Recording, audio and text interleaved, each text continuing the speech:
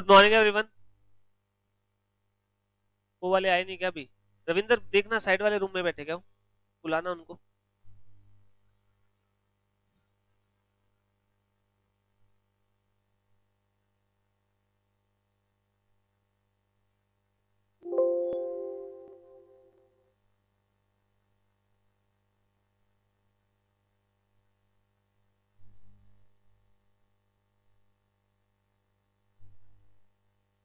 ये तिलक सर करवाए थे क्या? ये फाइल कैसे खुली पड़ी यहाँ पे? कल से सिस्टम बंद ही नहीं किया हुआ। नहीं पा- चलो डेस्कटॉप पे सेव कर रहा हूँ, बाई चांस कोई जरूरत हो तो। क्लोज कर दी मैंने। क्या हो गया? क्या कह रहे हो? उड़ा दूं? समझ गया मैं। आपको एक्सप्लेन करने की जरूरत थी नहीं वैसे। बाकी कहाँ रह गए अंकित?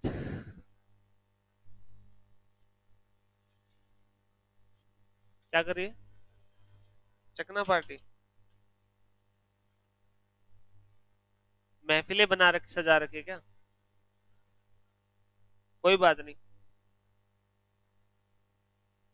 हाँ बस। ललित को पता है। ललित ही पैक बना के जाता है ना डेली। डेली मतलब वही, जो भी रूटीन होता है।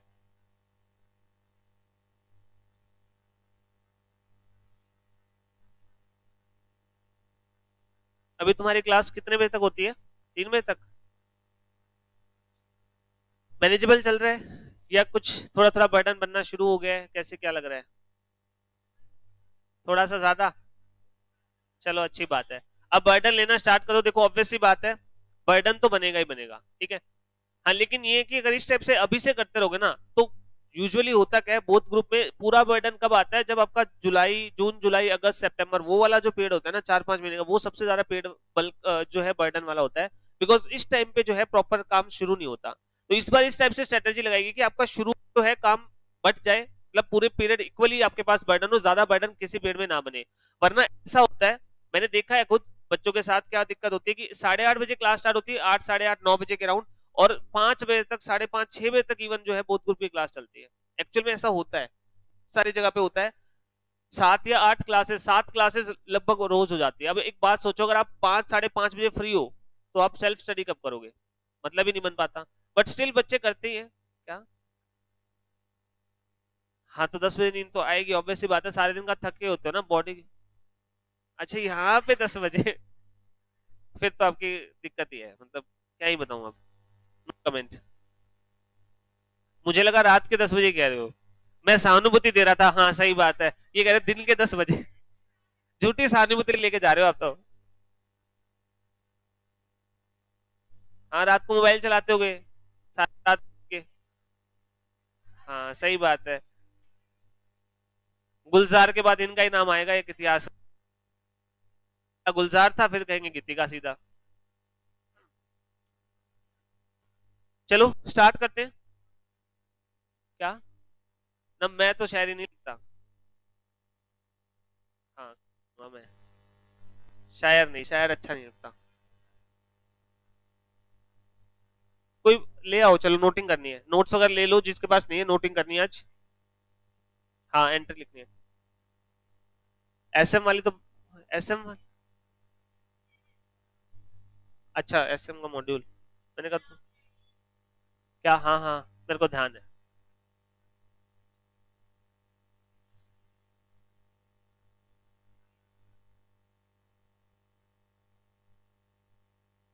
बिल्कुल ताजा बुक है। अच्छा अब भी कोई करता है क्या, जैसे बचपन में वो विद्या नाम जो वो पौधा होता था, उसके पत्ते ले जाती थी, कौन कौन अभी भी करता है? अभी भी करते हो? वो विद्या कहते थे, वो पौधा होता है एक, उसको बुक में डालना कि इससे नॉलेज बढ़ेगी, ज्ञान बढ़ेगा। मोर का पंख नहीं होता, एक अलग से पौधा भी होता है। हाँ हाँ हाँ वो तो ऑब्वियस ही बात है, पता ही है। हाँ देखो ये ऐसा कुछ तो होता ही होगा, खैर लेकिन पड़ेगा ही देखो। पॉजिटिव वाइब से ये तो है नहीं बैठ के किताब के आगे और सारा कुछ अपने आप ही अंदर आ गया।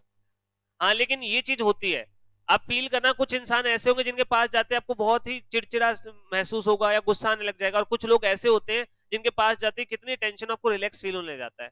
तो एनर्जीज तो होती है, पॉजिटिव नेगेटिव एनर्जीज।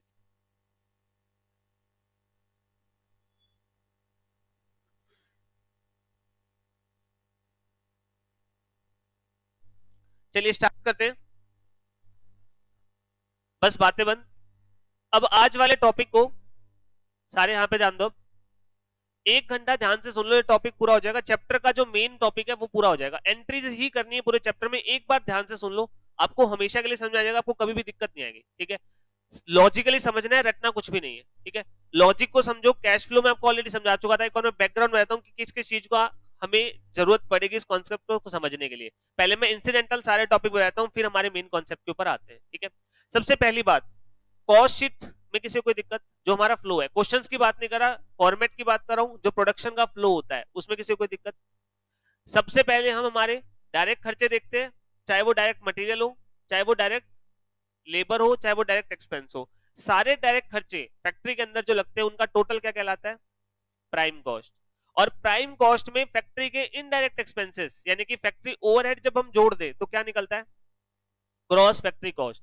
अब ग्रॉस फैक्ट्री कॉस्ट दिखाता है कि फैक्ट्री में कितने रुपए का काम आपने साल में किया, इसमें से कुछ पूरा हो जाता है, कुछ अधूरा रह जाता है। तो हम क्या करते हैं? ओपनिंग डब्ल्यूआईपी प्लस करते हैं और क्लोजिंग माइनस करते हैं, ताकि हमें क्या मिल जाए कि फैक्ट्री में नेट कितने रुपए का काम हमने पूरा किया है। तो यहां से हमारे पास निकलता है नेट फैक्ट्री कॉस्ट। ये है फैक्ट्री के अंदर लगने वाले प्रोडक्शन के खर्चे। क्या कुछ प्रोडक्शन के खर्चे फैक्ट्री के बाहर भी होते हैं? स्पेशल आइटम जिसे हम कहते हैं, जैसे ओवरहेड एडमिनिस्ट्रेशन का है लेकिन है प्रोडक्शन रिलेटेड। ठीक है, आपका पैकिंग, प्राइमरी पैकिंग का खर्चा हो, आपका क्वालिटी रिसर्च का खर्चा हो, कोई स्क्रैप हो तो माइनस कर दिया जाता है और आपको क्या मिल जाता है? क्या फिगर मिल जाता है? Cost of production. बनाने का कितना खर्चा हुआ, यानी कितने रुपए में आपका माल तैयार हुआ है। ठीक है, तो फैक्ट्री खर्चे, फैक्ट्री के बाहर वाले खर्चे, सारे खर्चे ले लिए, कॉस्ट ऑफ प्रोडक्शन आ गया। कॉस्ट ऑफ प्रोडक्शन में क्या एडजस्ट करते हैं? जो हमने बनाया है, जरूरी नहीं कि सारा का सारा बिक जाए, तो हमें क्या देखना है? इनमें से कितना माल हमने बेच दिया। तो कैसे निकलेगा? ओपनिंग फिनिश गुड्स ऐड करेंगे, क्लोजिंग फिनिश गुड्स लेस करेंगे, तो हमारे पास क्या निकलेगा? Cost of goods sold. और इसमें फिर हम क्या ऐड करते हैं? सेलिंग एंड डिस्ट्रीब्यूशन और एडमिनिस्ट्रेशन ओवरहेड, तो क्या निकल आता है? Cost of cell. टोटल लागत क्या है और उसे सेल से कंपेयर करें तो क्या निकल आता है? प्रॉफिट। पहला कॉन्सेप्ट ये जो हमें यूज करना है, क्या ये क्लियर है? दूसरा, कल मैंने आपको एक पॉइंट बताया था, ओवरहेड एब्सॉर्ब और ओवरहेड इनकर्ड, दोनों में फर्क होता है। क्या फर्क होता है? इनकर्ड मतलब आपने एक्चुअल में क्या खर्च किया, और एब्सॉर्ब मतलब कितना रिकवर किया। आपके पास इनकर्ड अगर ज्यादा है और एब्सॉर्ब या रिकवर्ड कम है तो क्या आएगा? अंडर रिकवरी आएगी। और अगर आपके पास उल्टा केस हो, मतलब इनकर कम किया, रिकवर ज्यादा किया, तो क्या इस पॉइंट में भी किसी को दिक्कत है? क्या इनकर और एब्सॉर्ब अलग अलग हो सकते हैं? बिल्कुल हो सकते हैं। अगर कुछ ना गिवन है तो सेम मानेंगे, और कुछ ना, अगर आपके पास कुछ ना गिवन है तो जितना इनकर्ड है उतना ही एब्सॉर्ब भी मान लेंगे। लेकिन अदरवाइज यहाँ पे डिफरेंसेस आ सकते हैं। क्या दोनों कॉन्सेप्ट क्लियर है? बस अब यहां से हमारा जनरल एंट्री वाला काम हो जाएगा मेन शुरू। एक बार मैं कॉस्ट शीट फिर से बना रहा हूं और आपको बता रहा हूं हमें फॉर्म में करनी है।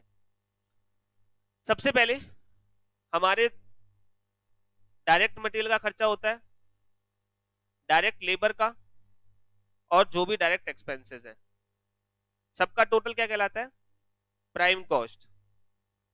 फिर हमारे पास क्या होते हैं? अलग अलग फैक्ट्री ओवरहेड। देखो अलग अलग नाम से होते हैं, कोई आपका रेंट का खर्चा होता है, कोई सुपरविजन का खर्चा होता है, इनडायरेक्ट वेजेस भी होती है, मटेरियल भी इनडायरेक्टली कंज्यूम हो सकता है। सबको हम क्या नाम देते हैं? ये हम सारे कंबाइन करते हैं फैक्ट्री ओवरहेड के नाम से, ताकि हमें टोटल पता चल सके। अलग अलग नाम लिखने बजाय हम टोटल लिख देते हैं। ठीक है, इसके बाद क्या नहीं मिलता है हमें? Gross factory cost. इसमें हम ओपनिंग डब्ल्यूआईपी प्लस करते हैं और क्लोजिंग डब्ल्यूआईपी माइनस करते हैं, तो क्या निकलता है हमारे पास? नेट फैक्ट्री कॉस्ट, या मैं फैक्ट्री कॉस्ट कह दूं सीधा। इसमें फिर क्या करते हैं हम? स्पेशल आइटम्स को डील करते हैं, तो क्या निकल आता है? कॉस्ट ऑफ प्रोडक्शन, कितने रुपए का माल टोटल आपका बना है। ठीक है, इसके बाद फिर ओपनिंग फिनिश गुड प्लस करते हैं, क्लोजिंग फिनिश गुड्स माइनस करते हैं, तो क्या निकल आता है? Cost of good sold. उसके बाद selling and distribution overhead, administration overhead, ये सारे हमारे पास जो भी हुए हैं वो सारे हम ऐड कर देते हैं, तो क्या निकल आता है? Cost of sale. और कॉस्ट ऑफ सेल में जब हम प्रॉफिट ऐड कर देते हैं तो क्या निकल आता है, सेल्स। अब मेरे को दो तीन छोटी छोटी चीज बता दो, फिर मैं एंट्रीज बताना स्टार्ट करता हूँ। सबसे पहली बात, यहाँ पे जो ओवरहेड आते हैं, जो हम कॉस्ट शीट में ओवरहेड डालते हैं, क्या वो डालते हैं जो हमने साल के दौरान इनकर किए, या फिर हम वो डालते हैं जो हमने साल के दौरान रिकवर किए? कौन सा डाला जाता है यहाँ पे? जो हम रिकवर करते हैं वही डाला जाता है यहाँ पे। यानी कि मान लो मैंने एस्टिमेट 10,000, 10,000 का एक्सपेंस होगा और हम 10,000 यूनिट बनाएंगे, तो पर यूनिट कितना हुआ, 2 रुपए। एक्चुअल में आपने प्रोडक्शन 45 यूनिट का किया है, यहाँ पे कितना डालोगे, 10,000 या फिर 9,000? 9,000 जाएगा, बिकॉज आपने 4500 यूनिट बनाई है, इनटू में हर यूनिट का 2 रुपीज के हिसाब से कितना दिखाओगे, 9,000। यही होता है। यानी कि जो आप कॉस्ट में ऐड करते हो कौन सा करते हो, रिकवर्ड, रिकवरी की आपने इतनी, ठीक है। इसी वजह से आपके पास अंडर रिकवरी ओवर रिकवरी आती है। अगर आप रिकवरी पूरा लेते तो फिर अंडर रिकवरी ओवर रिकवरी आती ही क्यों, ठीक है।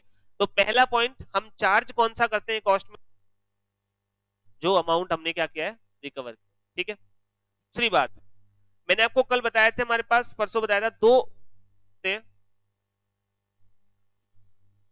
तरीके होते हैं हमारे पास कॉस्ट बुक मेंटेन करने के। कौन कौन से दो तरीके? एक होता है इंटीग्रेटेड और एक होता है नॉन इंटीग्रेटेड। अब मैं जो पीछे करवाया था उसको रिवाइज करवा रहा हूं और पूरा चैप्टर हम एक टाइप शुरू से ही स्टार्ट हो जाएगा। बुक्स ऑफ अकाउंट मेंटेन करने के दो तरीके, कौन कौन से, इंटीग्रेटेड और नॉन इंटीग्रेटेड। क्या फर्क था दोनों में? इंटीग्रेटेड में हम क्या करते हैं, इकट्ठा रखते हैं, ठीक है। यानी कि आपके पास एक ही बुक्स ऑफ अकाउंट होगी, उसी में फाइनेंशियल अकाउंटिंग भी है और उसी में कॉस्ट अकाउंटिंग भी है। तो अगर आपके पास दोनों चीजें एक साथ है तो कितने प्रॉफिट एंड लॉस बनेंगे, एक बनेगा। अगर आप नॉन इंटीग्रेटेड जा रहे हो तो कितने बुक्स ऑफ अकाउंट बनेंगे, दो, कॉस्ट अलग और फाइनेंशियल अकाउंटिंग अलग। तो पीएनएल भी कितने बनेंगे, दो। रिजल्ट्स भी कितने निकल के आएंगे, दो। क्या फाइनेंशियल अकाउंटिंग और कॉस्ट अकाउंटिंग से सेम रिजल्ट आता है हर बार? नहीं, अलग अलग आता है, आ भी सकता है ना भी आए, जरूरी नहीं है, लेकिन अलग अलग आ सकता है। और अलग अलग आने की तीन वजह थी, कौन कौन सी? पहला, कुछ आइटम ऐसे हैं जो फाइनेंशियल अकाउंटिंग में आते हैं, कॉस्ट अकाउंटिंग में नहीं आते। कुछ ऐसे आइटम होते हैं जो कॉस्ट में आते हैं, फाइनेंशियल में नहीं आते। और कुछ ऐसे होते हैं जो आते दोनों में है, लेकिन उनकी वैल्यूएशन, उनका ट्रीटमेंट दोनों में क्या होता है, अलग अलग होता है, ठीक है। तो इस वजह से प्रॉफिट में डिफरेंस आ सकता है। तो हेंस हमें क्या करना होता है, रिकंसिलिएशन स्टेटमेंट बना के देना होता है। बट अभी हम जस्ट अकाउंटिंग पे फोकस कर रहे हैं, ठीक है। यहां तक किसी को डाउट? इसके बाद मैंने आपको बताया था, जब आप नॉन इंटीग्रेटेड सिस्टम पे चल रहे हो तो मतलब कॉस्टिंग अलग है और फाइनेंशियल अकाउंटिंग अलग है। तो कैश का बैलेंस, डेटर का, क्रेडिटर्स का, फिक्स्ड एसेट्स का, इन्वेस्टमेंट का, शेयर कैपिटल का, ये सारे लेजर कौन मेंटेन करेगा, फाइनेंस वाले या कॉस्ट अकाउंटिंग वाले? फाइनेंस वाले। तो जब भी आपकी डबल एंट्री पूरी करनी होगी और इनमें से कोई अकाउंट हमें यूज करना पड़ जाए, cash, debtor, creditor, share capital, ये जो भी इस टाइप के अकाउंट है, इनमें से अगर कोई यूज करना पड़ जाए तो उस केस में जो आपके कॉस्ट अकाउंटिंग वाले हैं वो एंट्री कैसे पूरी करेंगे? वहां पे एक वो सब्सटीट्यूट अकाउंट यूज करते हैं, रिप्रेजेंटेटिव अकाउंट यूज करते हैं, जो इन सबका रिप्रेजेंटेटिव है, उसे हम क्या कहते हैं, कॉस्ट लेजर कंट्रोल अकाउंट या फिर जनरल लेजर एडजस्टमेंट अकाउंट। आपकी मर्जी है, नाम कोई भी यूज कर सकते हो। बस एक चीज ध्यान रखना, कई बार क्वेश्चन खुद कह देता है कि जनरल लेजर एडजस्टमेंट अकाउंट बनाओ, तो उस केस में आपको उसका नाम वही यूज करना चाहिए, ठीक है। फिर उस केस में कॉस्ट लेजर मत बना देना। क्वेश्चन खुद एक नाम यूज कर लेता है तो वही यूज करो, अदरवाइज आप जो है कोई भी यूज कर सकते हो, ठीक है। कॉस्ट लेजर कंट्रोल कर लो, चाहे general ledger adjustment account use कर लो। बात देखिए, क्लियर है यहां तक? कोई दिक्कत किसी को? चलो अब स्टार्ट करते हैं हमारी एंट्रीज। अब प्रोडक्शन के फ्लो को समझना, हालांकि मैंने कुछ एंट्री आपको करवा दी थी। सबसे पहले, अच्छा एक चीज, चलो मैं बेसिक एंट्री बताता हूँ। सबसे पहली एंट्री में फिर से रिपीट करता हूँ उस दिन जो हमने की थी। पहली एंट्री मटेरियल परचेज करके लाए। नॉर्मल केस में क्या एंट्री की जाती है, purchase account debit to cash या क्रेडिटर। इस बार हम क्या करेंगे, परचेज की जगह स्टोर का अकाउंट बनता है, और मैंने बताया था हर लेजर के लिए पीछे क्या लगा देते हैं हम, लेजर कंट्रोल, ताकि पता चल जाए कि कॉस्ट अकाउंटिंग के लेजर्स हैं। तो क्या अकाउंट बन जाएगा, store ledger control account debit to cost ledger control, because cash या परचेज का, सॉरी, कैश या क्रेडिटर का अकाउंट आपके पास नहीं है। ये एंट्री आपने नोट कर रखी थी। तो वन यहाँ पे, और इसके ऊपर लिख लो परचेज, और नीचे जो ब्लैंक पेज दिख रहा है उसमें लिख लो। और इस टाइप से लिखना, बिकॉज आपके पास एंट्रीज ज्यादा है, तो या तो एक काम करना, एक पेज और अटैच कर लेना बीच में, ठीक है। नोटबुक में लिख लो, आपकी मर्जी है। नोट सबके हाथ तो मेरे हिसाब से नहीं पड़े हुए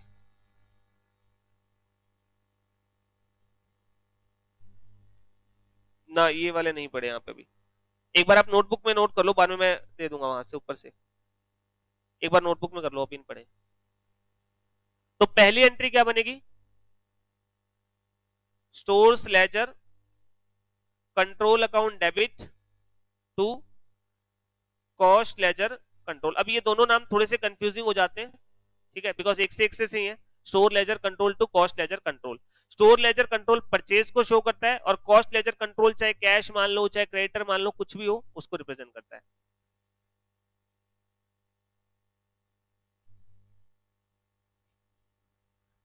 अब सिंप्लिसिटी के लिए इसके ब्रैकेट में लिख लो SLC.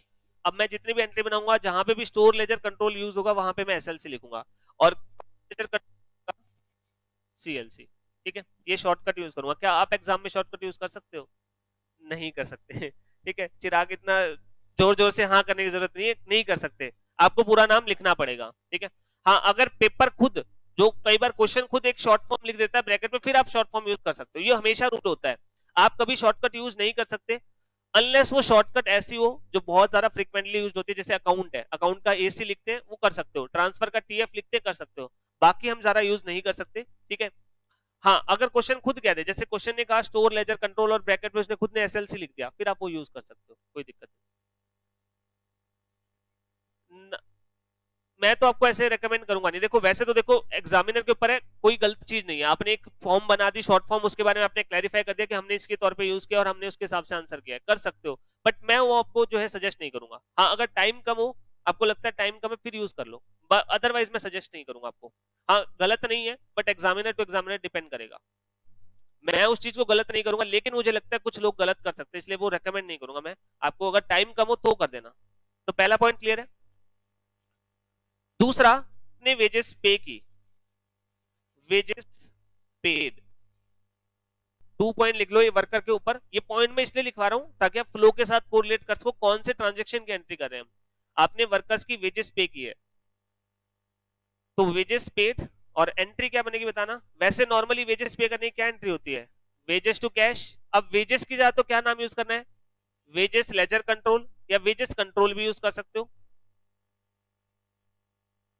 Wages ledger control use कर लो चाहे वेजेस कंट्रोल यूज कर लो, एक ही बात है। 2, अब कैश का अकाउंट तो है नहीं, किसको यूज करेंगे, सीएलसी, ठीक है। सिमिलर वे में आपने एक्सपेंसेस पे किए, एक्सपेंसेस पेड, ये डायरेक्ट एक्सपेंस पेड की बात करें हम, डायरेक्ट एक्सपेंसेस पेड, इसकी क्या एंट्री होगी बताना। Direct expenses ledger control to, या expense ledger control to, direct expense कर देना, डायरेक्ट एक्सपेंस अलग से आप, direct expense ledger control account debit to LC. क्या ये तीनों एंट्री सभी क्लियर है, बेसिक है, हम जो अकाउंटिंग में करते हैं सेम वही एंट्री है, बस एक फर्क ये कि लेजर कंट्रोल वर्ड यूज कर दिया ब्रैकेट में, और दूसरा हम जहां जहां पे कैश क्रेडिटर डेटर इनके अकाउंट है उनके जगह एक रिप्रेजेंटेटिव अकाउंट यूज करते हैं, cost ledger control account. Clear है यहां तक। Wages laser control account, direct expense ledger control, मुझे पता है, बताने की जरूरत नहीं, इतनी तारीफ ना क्या करो, मुझे ऑलरेडी पता है। ये समय के साथ साथ बहुत ही अच्छी क्वालिटी की होती गई, पहले इतनी अच्छी नहीं थी, 10वीं 11वीं तक खराब थी, फिर धीरे धीरे करके इंप्रूवमेंट होता गया, और अब इस लेवल पे पहुंच गया हूं। सोचो 2-3 बाद बैच बाद कहां पे पहुंच जाऊंगा आप बोल ही दो। हाँ, ये बात सही कही है फिर डॉक्टर लिखवाना पड़ेगा मुझे,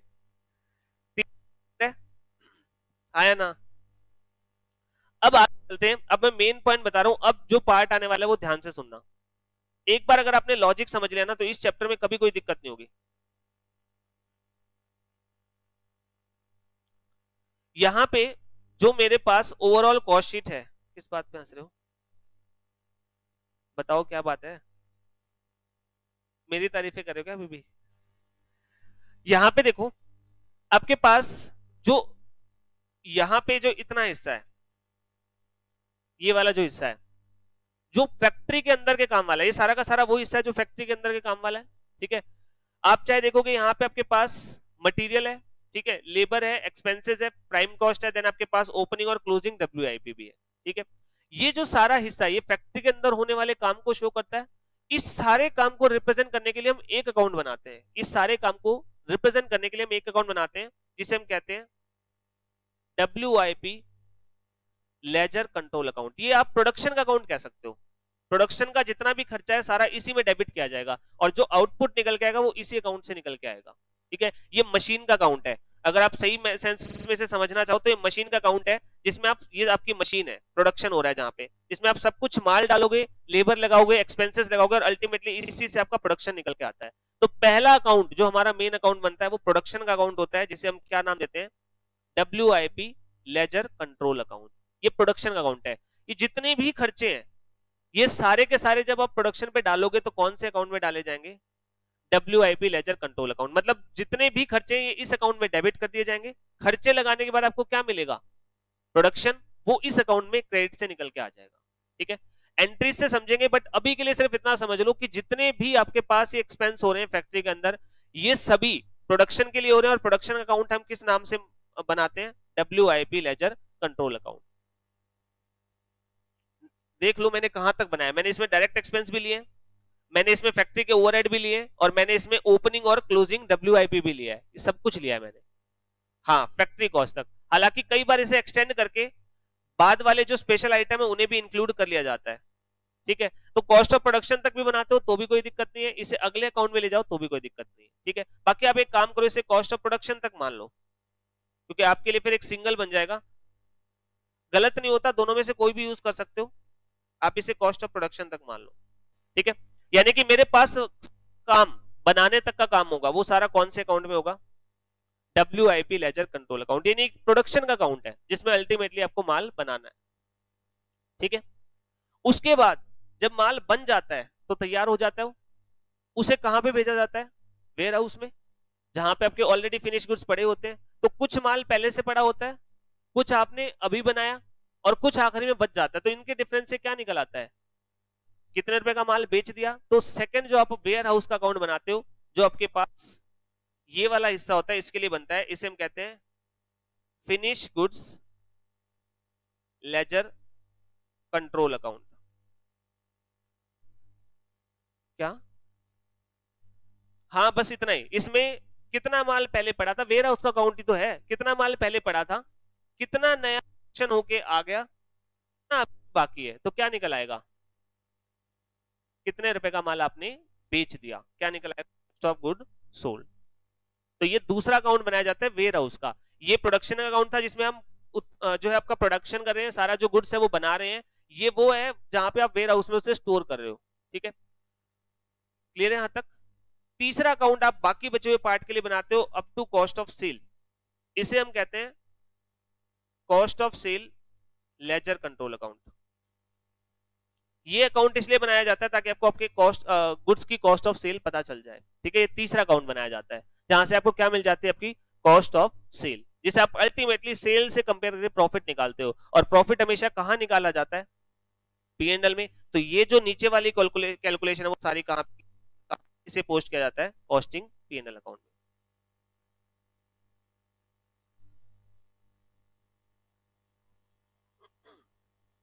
एक बार नोट कर लो, मैं फिर से रिपीट कर देता हूं जो जो मैंने अभी बताया है।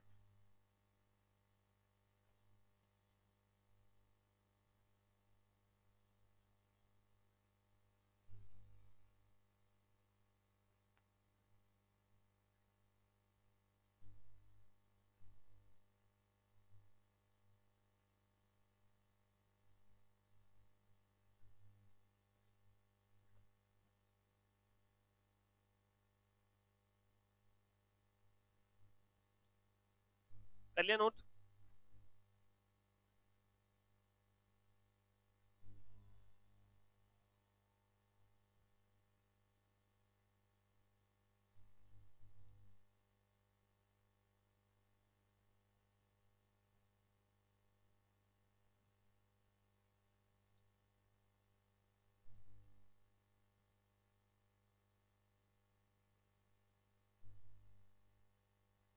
कर लिया।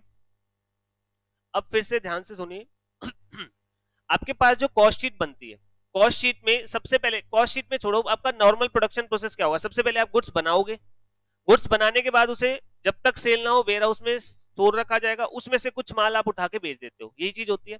अब मैंने हर एक्टिविटी के लिए एक रिप्रेजेंटेटिव अकाउंट बना दिया, मुझे ये निकालना है कि कितने रुपए का माल बनाया, तो साल में कितने रुपए का माल बनाया, इस चीज की इंफॉर्मेशन कौन से लेजर से निकल के आएगी, WIP लेजर कंट्रोल अकाउंट, यानी कि उस अकाउंट का मकसद क्या है कि कितने रुपए का माल आपने बनाया ये बताना, ठीक है। दूसरा अकाउंट, अब जितने रुपए का माल बनाया, क्या जरूरी है सारा का सारा बिक जाएगा, इसे हम कहां पे भेजते हैं, वेयर हाउस में। तो वेयर हाउस में कुछ माल पहले से पड़ा होता है, कुछ नया तैयार होके आ गया, और कुछ आपके पास आखिरी में बच जाता है। जब तीनों चीजों को आप एडजस्ट करते हो, क्या माल पड़ा था, कितना आपने नया बनाया, कितना अभी बाकी है, तो क्या निकल आता है, कितने रुपए का माल आपने बेच दिया। तो कितने रुपए का माल बनाया ये कहां से निकल के आएगा, WIP लेजर कंट्रोल से। और कितने रुपए का माल आपने बेच दिया ये कहां से निकल के आएगा, फिनिश गुड्स लेजर कंट्रोल से। और जो माल आपने बेचा है उसकी गुड्स की कॉस्ट तो थी आपके पास, ओवरहेड भी लगते हैं एडमिनिस्ट्रेशन के, सेलिंग के, तो जब वो भी जोड़ दूं गुड्स की कॉस्ट में तो क्या निकल के आता है, कॉस्ट ऑफ सेल, यानी कि जो आपने माल बेचा उसके ऊपर टोटल खर्चा कितना निकला, ये कौन से अकाउंट से निकल के आएगा, cost of sale ledger control account से। अल्टीमेटली कितना टोटल खर्चा आया और उसे अगर मैं मेरे सेल प्राइस से कंपेयर कर दूं तो क्या निकल आएगा, प्रॉफिट। और ये प्रॉफिट हमेशा हम कहां पे निकालते हैं, क्या समझ में आ गया। पहला अकाउंट कौन सा है, WIP लेजर कंट्रोल अकाउंट, इसका काम क्या है, कितने रुपए का माल आपने बनाया। दूसरा account finish goods ledger control, इसका काम क्या है, कितने रुपए का माल आपने बना के बेच दिया। कॉस्ट ऑफ सेल, जो आपने माल बेचा उसका टोटल कॉस्ट क्या है, और अल्टीमेटली कॉस्टिंग पैनल कितना आपने कमाया। क्या चारों चीज समझ में आ गई। अब मैं एक सिंपल सा एग्जांपल ले रहा हूं, ठीक है, उससे हम जो है हमारी एंट्रीज को समझते हैं, फ्लो को पूरा प्रॉपर समझते हैं।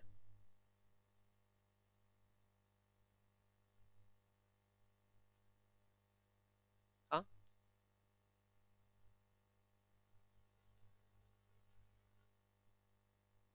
WIP में, हाँ आएगा, आई WIP में क्या सिर्फ डायरेक्ट आए हैं, इनडायरेक्ट भी आए हैं, तो सारे ही आए हैं उसमें, तो वो मैं सारा बताऊंगा। एक बार आप ओवरव्यू समझिए, मैं सिर्फ आपको पहले इन 3 लेजर का मतलब बता रहा हूं, एक बार आप कनेक्ट मत कीजिए, वो मैं कनेक्ट करवा दूं आपको सब कुछ, ठीक है। एक बार मुझे ये बता दो आपको तीनों लेजर का मतलब और काम क्या है, वो समझ में आ गया। WIP लेजर कंट्रोल कितने रुपए का माल बनाया, फिनिश गुड्स कितने रुपए का माल बेचा, कॉस्ट ऑफ सेल उनके टोटल खर्चे कितने हुए, और कॉस्टिंग पेन आपका प्रॉफिट निकालेगा। अब मैं एक सिंपल सा एग्जांपल ले रहा हूं, आप चाहो तो इसे नोटबुक में नोट कर लेना, नोट्स में नोट मत करना, जगह नहीं है इतनी।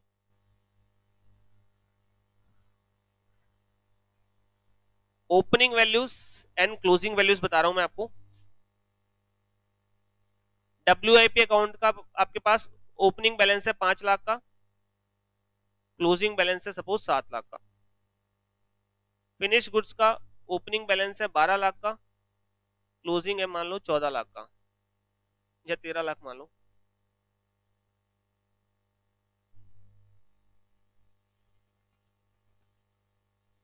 एक्सपेंसेस फॉर प्रोडक्शन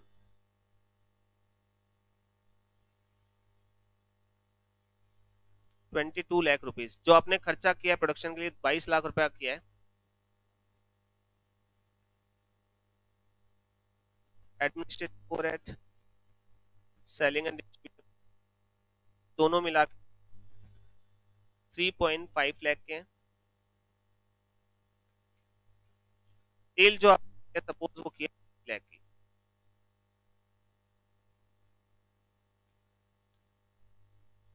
एक बार एग्जांपल नोट कर लो, जहां पे भी जिसको जो समझ में ना आए, ठीक है, वो मुझे वहीं पे बता देना, बिकॉज आज हम इस टाइप से एग्जांपल करेंगे कि step by step topic build हो जाए।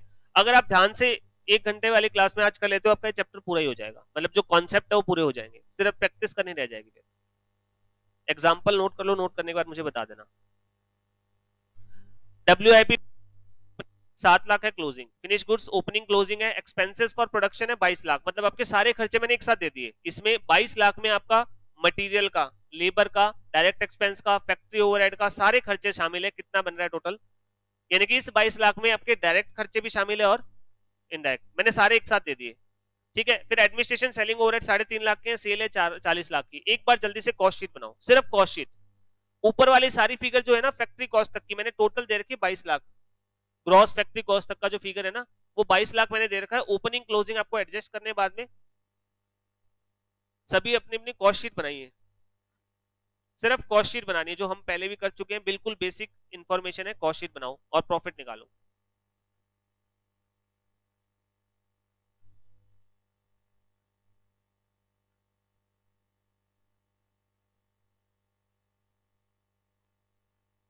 गीतिका किस चीज का इंतजार कर रहे हो, निकाल लो।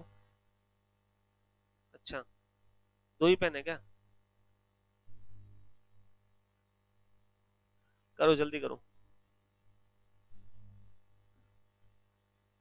सागर कहाँ खो गए? कॉस्ट शीट वाला वैसे किस किसने नहीं किया था चैप्टर? बिल्कुल भी नहीं कर का।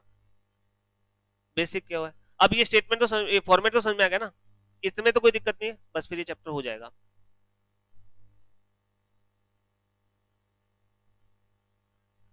किस किसने कर लिया कॉस्ट शीट वाला पार्ट? कॉस्ट शीट किस किसने बना ली अभी इस क्वेश्चन की कह रहा हूं?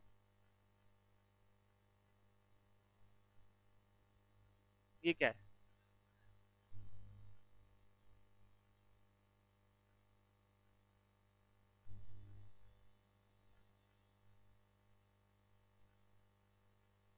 थिंक करोगे?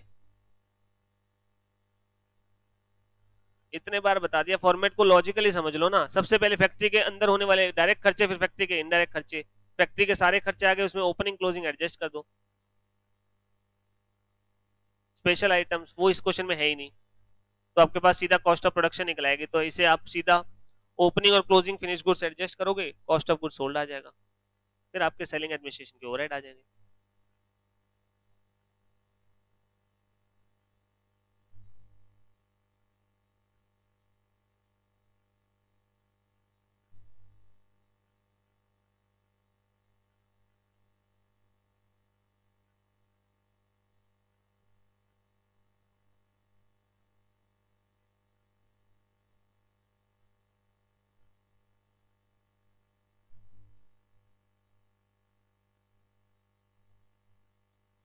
ऑनलाइन वाले कुछ सॉल्व कर रहे हो या फिर क्लास चला के चले गए, सो गए?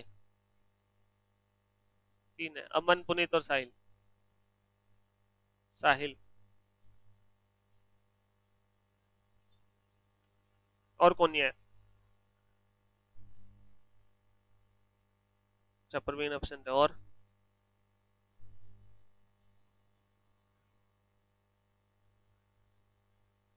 करो फिर, सॉल्व करो। इतनी देर का काम तो नहीं था। किस किसने बना ली? कितना प्रॉफिट आया?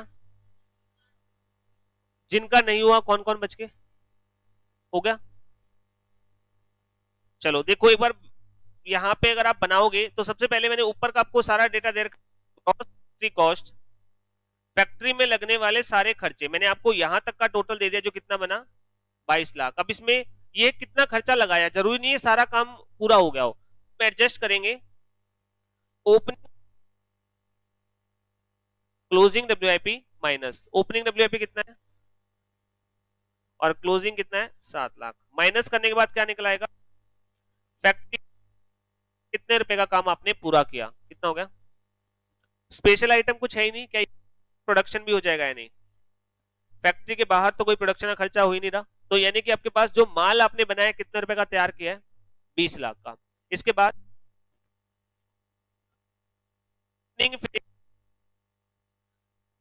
12 लाख के, और क्लोजिंग क्लोजिंग फिनिश गुड्स है 13 लाख, ये माइनस हो जाएगा। तो कॉस्ट ऑफ गुड्स सोल्ड कितना आ गया? ये क्या शो करता है? अब इस क्वेश्चन को आप रीड करने की कोशिश करोगे तो कुछ ऐसे होगा कि आपने साल में 20 लाख का माल बनाया और उसमें से बेचा कितने रुपए का है? 19 लाख का। अब आप और खर्च, सेलिंग के एडमिनिस्ट्रेशन ओवरहेड के कितने हो रहे हैं? 3.5 लाख। तो जब आपने टोटल सेल किए तो उसमें 19 लाख का खर्चा तो सामान से रिलेटेड गुड्स का है और 3.5 लाख का अदर एक्सपेंसेस हुए हैं। तो एक्चुअल में टोटल सेल आपकी, सॉरी, कॉस्ट 20,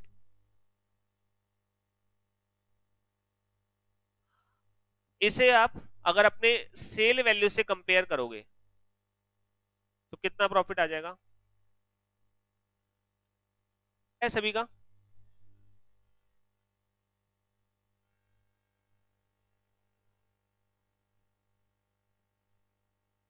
तो तो यहाँ पे आपके पास आपका प्रॉफिट आ गया 17.5 लाख का, ठीक है। अब ये हमने कॉस्ट शीट की स्टेटमेंट के तौर पे बनाया, इसे हमें लेजर की फॉर्म में बनाना है। अब लेजर मैंने सबसे पहले प्रोडक्शन का काउंट कौन सा होता है, उसका काम क्या होता है, क्या बताना, कितने रुपए का माल आपने तैयार किया। इस क्वेश्चन में कितना हिस्सा बनेगा, क्योंकि बिकॉज मैंने ऊपर वाली सारी हिस्सा सीधा आपको जोड़ के बता दिया, तो वरना वो सारा भी आ जाता। इसके कौन सा काउंट होगा, उसके बाद बनाने के बाद कितने रुपए का माल बेचा, इसके लिए मैं कौन सा बनेगा, फिनिश गुड्स लेजर कंट्रोल। ये बनाने के बाद इतने रुपए का माल बेचा और उस तो चीज को शो करने के लिए कौन सा बनेगा, कॉस्ट ऑफ सेल। और प्रॉफिट निकालने के लिए क्या बनेगा, P&L का अकाउंट, ठीक है, कॉस्टिंग P&L इसी टाइप से बनेंगे। अब ये लेजर्स देखते हैं कैसे बनेंगे। सबसे पहले WIP लेजर से एक कोई ऊपर से बैटरी यहीं पे रख रखिए क्या, ले आओ, यहाँ पे नहीं है, पुरानी है जी, कर लो, इतने नोट कर लो तो सही है।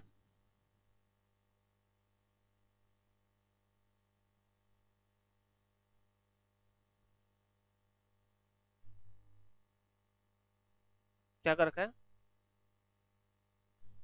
कौन से के लिए कह रहे हो,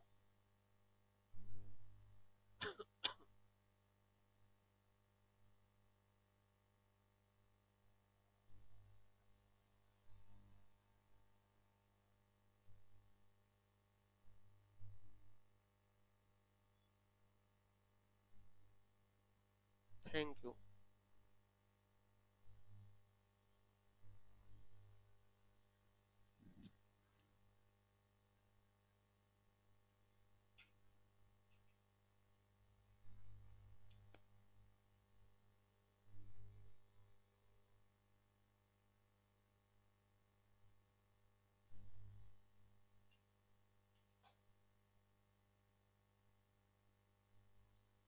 अब यहाँ पे देखो, अब इसी चीज को हमें लेजर्स की फॉर्म में बनाना है। सबसे पहले मैं स्टार्ट करता हूं WIP लेजर अकाउंट से।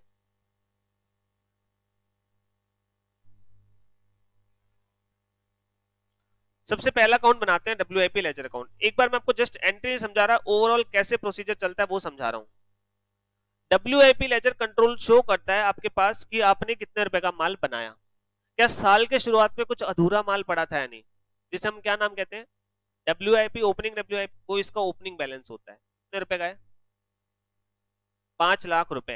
यानी कि WIP लेजर कंट्रोल आपका प्रोडक्शन का अकाउंट है, और प्रोडक्शन में कुछ माल अधूरा पड़ा था, वो भी यहीं पे शो होगा, ठीक है। उसके बाद आपने जो एक्सपेंस किया, ठीक है, वो एक्सपेंसेस के नाम से लिख रहा हूं मैं, अभी नाम क्या आएगा वो हम पीछे से जो एंट्री लेंगे उसी के हिसाब से होगा। अगर मटेरियल यूज होता है तो यहाँ पर मटेरियल कंज्यूम होता तो मैं क्या लिखता, मटेरियल या स्टोर लेजर कंट्रोल।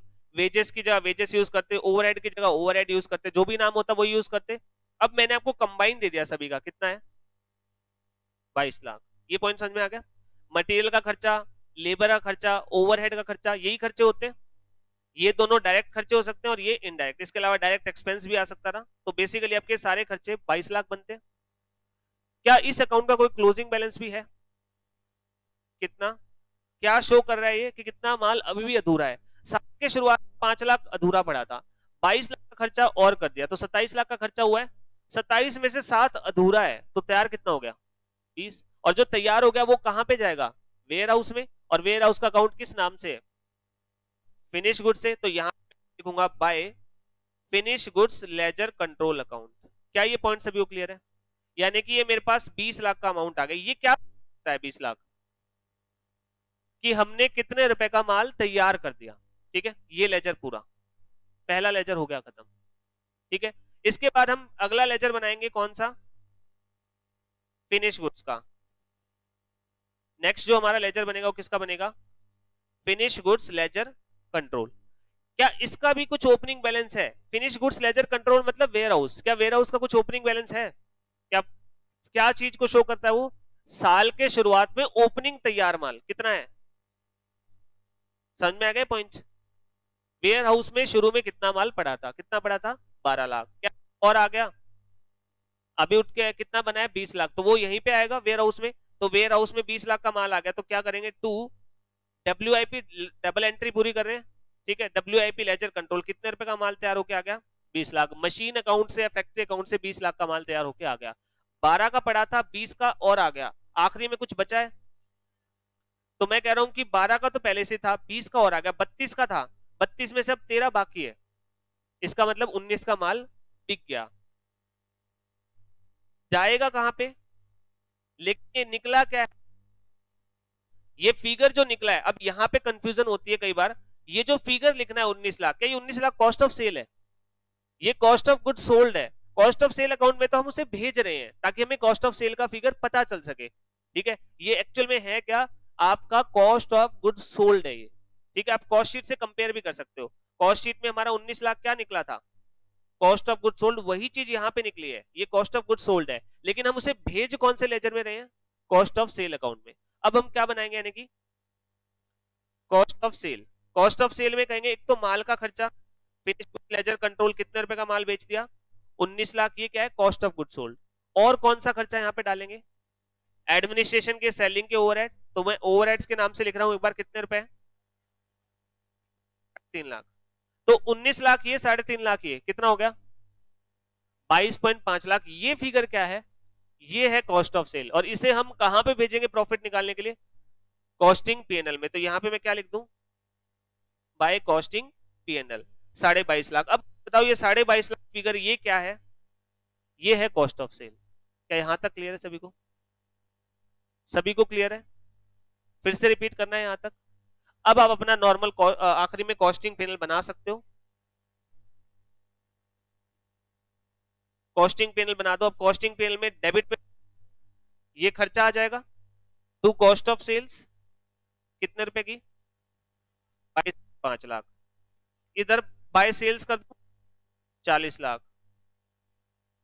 तो यहां से आपका नेट प्रॉफिट आ जाएगा 17.5 लाख, बताओ रिजल्ट में क्या कोई फर्क आया, रिजल्ट दोनों जगह से क्या आएगा, वहां पे हम स्टेटमेंट बना रहे थे, यहाँ पे हम, क्या सभी को क्लियर है, किसी को भी डाउट हो या लॉजिक में दिक्कत हो, लॉजिक समझ में आ गया सभी को, अब सारी क्वेश्चन ये ओवरऑल चैप्टर बता दिया मैंने, अगर आपको ये क्लियर है तो चैप्टर पूरा हो चुका है, इंटीग्रेटेड वाला नॉन इंटीग्रेटेड वाला पोर्शन 90% के राउंड है चैप्टर में, और नॉन इंटीग्रेटेड मैंने आपको सारा बता दिया, जितने भी पॉइंट बन सकते मैंने आपको सारे बता दिए, एक आधा छोटा मोटा पॉइंट बाकी है ओवरहेड से रिलेटेड, बाकी सब कुछ हो चुका है, क्या ये पॉइंट क्लियर है सभी को, एक एग्जांपल दे दूं ऐसा ही आपको करने के लिए, दोनों तरीके से करना है लेकिन करना पड़ेगा थोड़ा फास्ट, ठीक है, चलो एग्जांपल लिखो,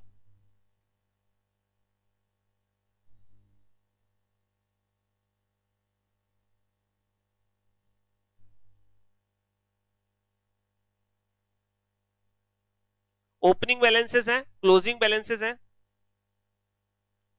WIP का ओपनिंग बैलेंस है 8,50,000, क्लोजिंग बैलेंस है 6,20,000, फिनिश गुड्स का ओपनिंग बैलेंस है 12,10,000, क्लोजिंग बैलेंस है 14,60,000 का, तो आपके एक्सपेंस हुए, प्रोडक्शन एक्सपेंस दो पार्ट में डिवाइड कर रहा हूं मैं, डायरेक्ट खर्चे, मतलब डायरेक्ट खर्चों का मतलब प्राइम कॉस्ट तक की वैल्यू, और आपके ओवरहेड्स, जो आपके डायरेक्ट एक्सपेंस हुए हैं वो है सपोज 25 लाख रुपए के, और जो ओवरहेड आपके हुए हैं वो है 7 लाख रुपए के,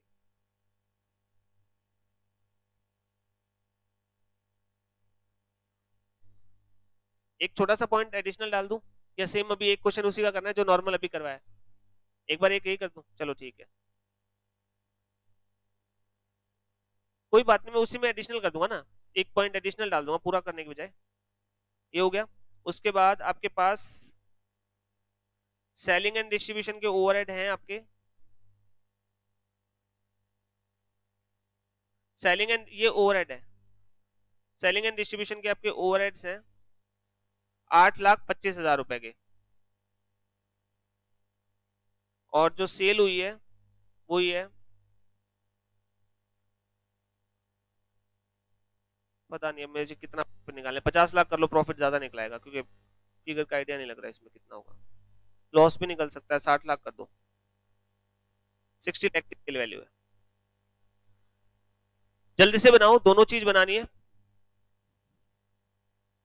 और अगर आपको कॉन्फिडेंस है तो आप सीधा भी बना सकते हो, मुझे कोई दिक्कत नहीं। आप अगर सीधा लेजर बनाना चाहो तो लेजर बना लो। अगर आपको सीधा लेजर बनाना लगता है कि लेजर बना सकते हो लेजर बना लो, लेकिन जिसको लग रहा है कि थोड़ी दिक्कत हो सकती है वो पहले कॉस्ट शीट बनाओ। एक बार के लिए अभी टाइम लग जाएगा, लेकिन एक दो बार थोड़े से मेहनत कर लोगे ना तो आपको लॉजिक क्लियर हो जाएगा। तो जिनको थोड़ा सा कॉन्फिडेंस कम लग रहा है वो एक बार कॉस्ट शीट बना लेना।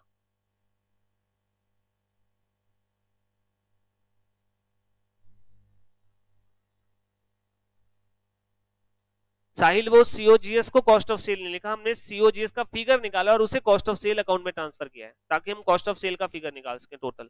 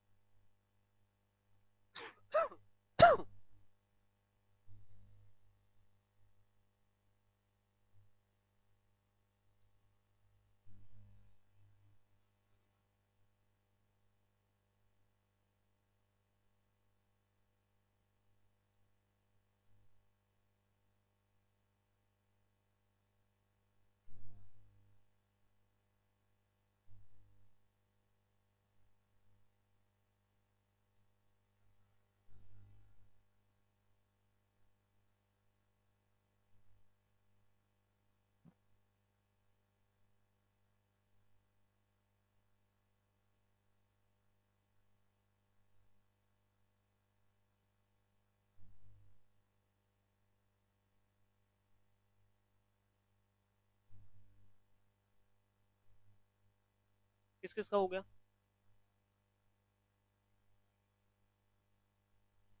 बाकी जिनका रहेगा कितना टाइम और लगेगा? 10 मिनट? चलो करो, कोई बात नहीं, आराम से कर लो लेकिन अच्छे से करना है।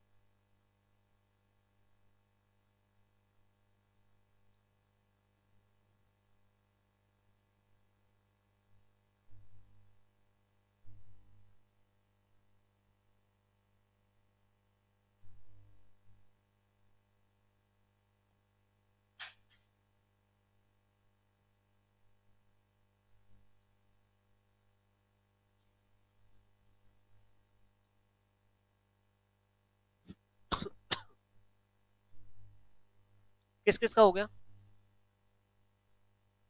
जिनका रह गया वो करो कंप्लीट, कोई बात।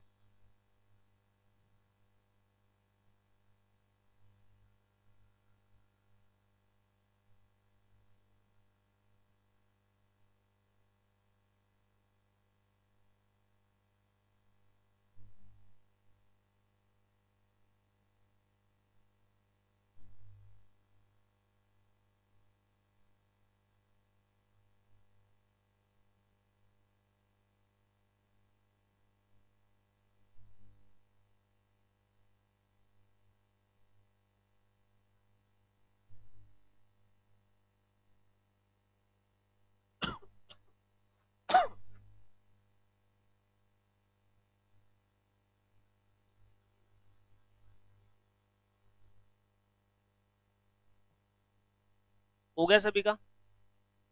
किसी का बाकी है? सभी का हो गया? कितना आंसर है? अच्छा कर रहे हो, कितना आंसर है?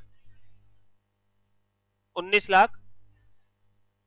दोनों चीज किसने बनाई है, कॉस्ट शीट भी और जो अपना स्टेटमेंट भी? अच्छा, मतलब सभी ने दोनों तरीके से किया। क्या डायरेक्टली लेजर बता दूं या कॉस्ट बना लेजर? डायरेक्ट बना दूं? सबसे पहले हमारा कौन सा लेजर बनेगा, जो कर रहे हैं वो कंप्लीट कर लो इतने। सबसे पहला हमारा प्रोडक्शन का लेजर बनेगा।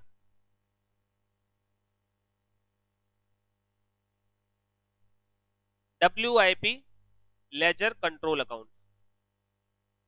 तो इसमें आपके पास क्या कुछ ओपनिंग बैलेंस है? आर्यन बात नहीं। ओपनिंग बैलेंस कितना है? 8,50,000 का, यानी कि साल के शुरुआत में 8,50,000 का अधूरा माल पड़ा था। उसके बाद आपने खर्चा लगाया जो डायरेक्ट एक्सपेंस है, वैसे यहाँ पे नाम से आता है मटेरियल कंज्यूम होता है तो स्टोर लेजर कंट्रोल, वेजेस लगते हैं तो टू वेजेस कंट्रोल, और ओवरहेड लगते हैं तो to factory overhead ledger control, जो भी नाम होता है वो आता है। तो यहाँ पे SLC और आपके पास वेजेस लेजर कंट्रोल जो दोनों है, उसकी जगह डायरेक्ट एक्सपेंस कितने बने? डायरेक्ट एक्सपेंस कितने बता रखे हैं? 25 लाख रुपए है डायरेक्ट के, और ओवरहेड से कितना आ जाएगा ओवरहेड लेजर कंट्रोल का? 7 लाख। ठीक है। उसके बाद क्या कुछ क्लोजिंग बैलेंस है? कितना? 6,20,000, यानी कि इतना माल अधूरा पड़ा है। तो बना कितना दिया पूरा? 34,20,30,000। ये क्या है?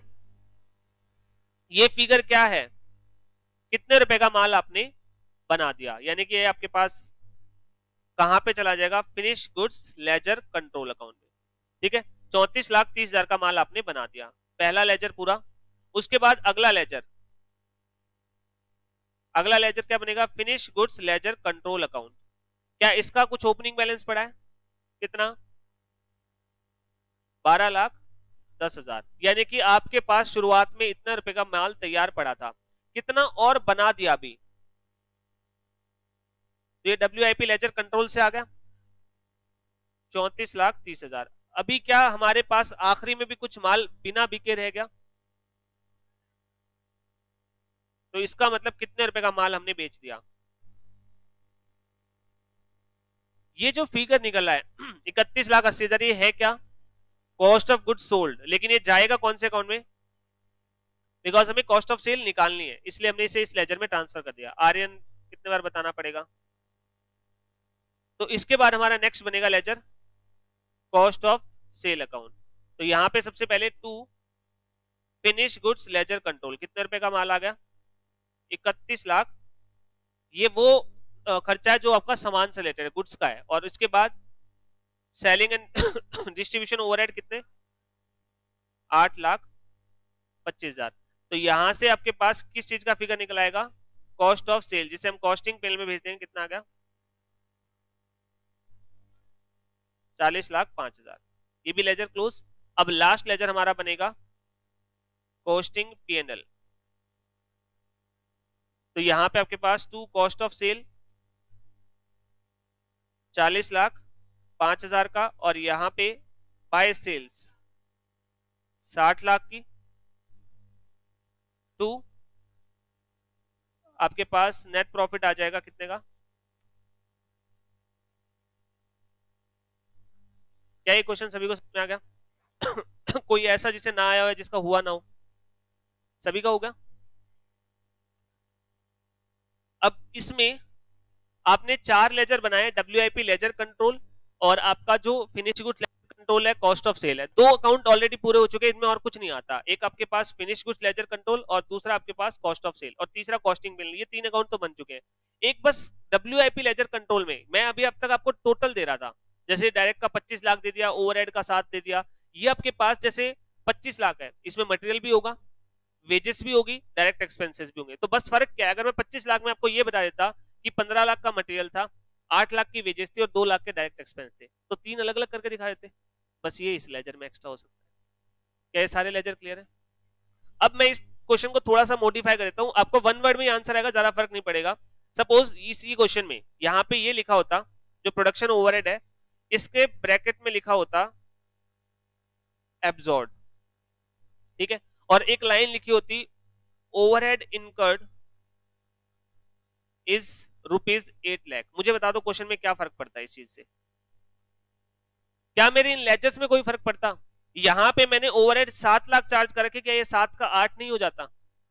आया ना? 7 रहता या 8 होगा? 7 का 7 ही रहेगा, बिकॉज कॉस्ट में आप कौन सा अमाउंट डालते हो? जो आपके पास आपने एब्जॉर्ब किया हो। क्या ये पॉइंट सभी को क्लियर है? इंपॉर्टेंट पॉइंट है, अगर किसी को ना समझ में आया तो बता देना। कॉस्ट में हम कौन सा अमाउंट डालते हैं, इनकर्ड या एब्जॉर्ब? एब्जॉर्ब। जितना आपने कॉस्ट से रिकवर, नाम तभी तो उसका रिकवर्ड है ना, कॉस्ट से कितना रिकवर किया या एब्जॉर्ब किया। तो एब्जॉर्ब हमने कितना किया है? 7 लाख। अब ओवरहेड का अकाउंट ध्यान से समझना, ये मेरा ओवरहेड का अकाउंट है। जब मैंने खर्चा किया कितना? 8 लाख। खर्चा तो 8 लाख हुआ है, एंट्री क्या बनी होगी बताना? एक्सपेंस जब करते हो तो क्या एंट्री होती है? Expense to cash. अभी ओवरहेड टू कैश, लेकिन कैश तो हमारे पास है ही नहीं, तो क्या बना होगा एंट्री हमारी? आपके एक्सपेंस करने की एंट्री क्या होती है मुझे बताओ? जनरल एंट्री फाइनेंशियल में एक्सपेंस टू कैश होती है। एक्सपेंस का नाम है ओवरहेड, तो ओवरहेड टू कैश। अब कैश अकाउंट है नहीं तो क्या यूज करोगे? Cost ledger control. तो एंट्री क्या बन जाएगी? Overhead account debit to cost ledger control, यही बनेगी। तो क्या इसके डेबिट में कॉस्ट लेजर कंट्रोल आएगा या नहीं? कितने रुपए से? 8 लाख। अब इस 8 में से 7 लाख तो हमने प्रोडक्शन पे चार्ज कर दिए, तो बाय WIP लेजर कंट्रोल कह सकता हूं 7 लाख। 1 लाख बैलेंस बच रहा है नहीं, वो किस चीज को शो कर रहा है? 8 लाख खर्चा हुआ, लेकिन आपने वसूल कितना किया? 1 लाख का अंडर रिकवरी है। क्या ये भी आपका प्रॉफिट एंड लॉस कैलकुलेट करते टाइम माइनस होना चाहिए नहीं, जैसे हमने मार्जिन में भी किया था? तो इसे मैं कहां पे भेज दूंगा? तो ये आपके पास कहां पे आ जाएगा? Costing panel. तो बस बाकी सारे लेजर सेम बनते, अल्टीमेटली लास्ट में जब आप कॉस्टिंग पैनल बनाते तो यहां पे एक और चीज आ जाती, क्या? Overhead ledger control account, bracket में आप लिख सकते थे अंडर रिकवरी। अंडर रिकवरी कितने रुपए की? 1 लाख। और आपका प्रॉफिट 1 लाख से घट जाता। अच्छा मैंने कॉस्ट ऑफ सेल में डाल दिया, सॉरी। कॉस्टिंग पैनल में आ जाता है यहाँ पे आपके पास 2 ओवरहेड अंडर रिकवरी कितने रुपए की? 1 लाख की। और प्रॉफिट कितना हो जाता घट के? क्या ये पॉइंट समझ में आ गया? फिर से रिपीट कर रहा हूं, अगर मान लो क्वेश्चन ने कहा होता कि आपने इनकर 7 लाख किया है, सॉरी इनकर 8 लाख किया है लेकिन रिकवर 7 लाख किया है, तो बाकी सारे अकाउंट सेम बनते, बिकॉज आप प्रोडक्शन पे कितना चार्ज करते हो जो आपने रिकवर किया होता है। अब आपका ओवरहेड का जब अकाउंट बनता तो आपके पास डेबिट में आ रहा होता 8 लाख रुपए, खर्च हुआ है बिकॉज 8 लाख, लेकिन उसमें से आपने प्रोडक्शन पे कितना चार्ज किया? 7 लाख। जो आपके पास 1 लाख बच गया, खर्चा हुआ 8 लाख, रिकवर किया 7 लाख, 1 लाख का क्या रह गया? Under recovery. वो कहां पे भेज दी जाएगी? कॉस्टिंग पैनल में। तो ये 1 लाख आप कॉस्टिंग पैनल में भेज दोगे, आपका नेट प्रॉफिट इस खर्चे को भी एडजस्ट करने के बाद निकलेगा। क्या ये पॉइंट भी क्लियर है? यहां तक किसी को doubt?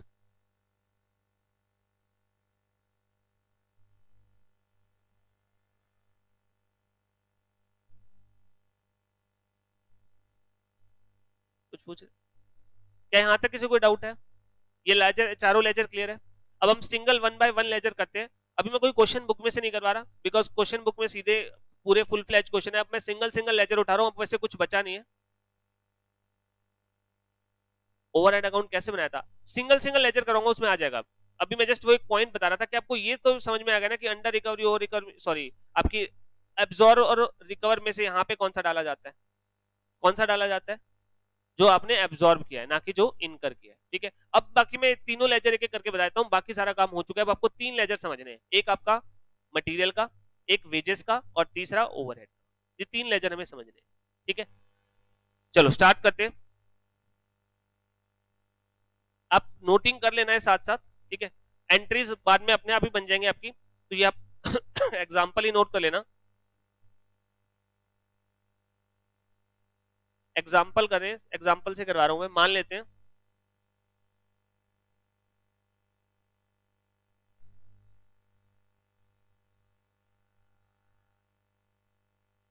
Opening raw material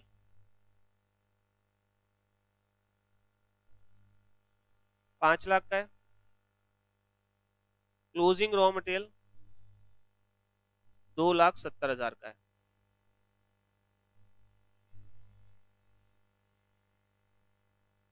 purchased